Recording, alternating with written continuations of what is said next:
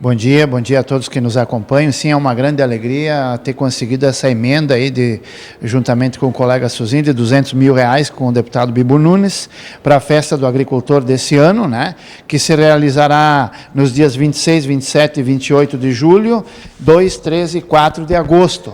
Né? Nós tivemos uma festa maravilhosa, a última festa que tivemos aí, com mais de 80 mil visitantes. Esperamos que agora, como se é a primeira vez que vai ter um investimento, né, de emenda federal, nós possamos fazer um preparo de uma festa maior e poder, daqui a pouco, dobrar, né, essa visita dos turistas na nossa região. Temos muito orgulho, é a segunda, hoje já decidida, a segunda maior festa de Caxias do Sul, depois da Festa da Uva. Então eu convido a todos, né, que nos acompanham, que nos seguem, para participar dessa maravilhosa festa do agricultor, que vai se realizar no distrito de Fazenda Souza, que possui o lema Mãos Limpas, Alimento Sagrado. Tomara que seja um sucesso então, vereador. Te agradeço muito, um bom dia. Obrigado a todos.